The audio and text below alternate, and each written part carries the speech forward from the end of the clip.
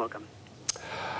Well, the leaders of the G7 group of industrialized countries are discussing the Crimean crisis at an emergency summit in The Hague today.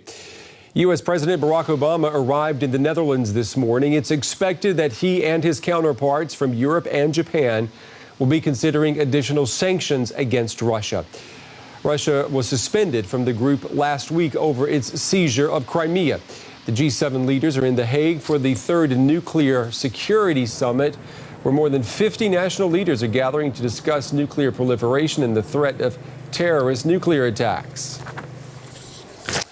All right, let's pull in our correspondent, Bastian Hartig. He is in The Hague for us on this story. And I guess we have to start off with what we have heard so far from U.S. President Barack Obama about the situation with Russia. Well, Barack Obama arrived here today, and in his statement, he strongly emphasized the unity between the U.S. and the EU in this crisis, and that they would stand united against this Russian threat as they perceive it.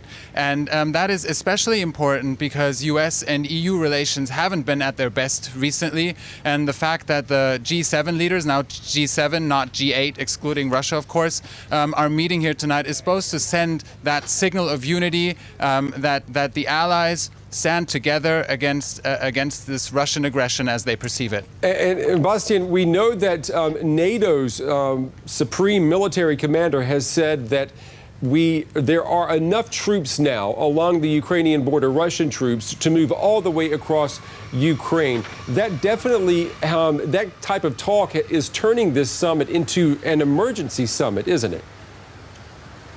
Well, I wouldn't go quite that far, but it's definitely true that the military aspect in this whole crisis is becoming more and more important, and that of course has to do with the increased Russian military presence along Ukraine's eastern borders, and that is definitely a threat, or NATO perceives it as a threat, and NATO commanders have been thinking about increasing, on their side, increasing NATO troops on their eastern borders as well. So no one obviously wants a military confrontation, no one wants a military escalation of this crisis, but these Russian troops on the Ukrainian borders are definitely a threat that NATO and the NATO allies are taking very seriously. Very seriously indeed, considering that we're talking about a major nuclear power in this equation as well. Bastian, thank you very much there, reporting for us from The Hague.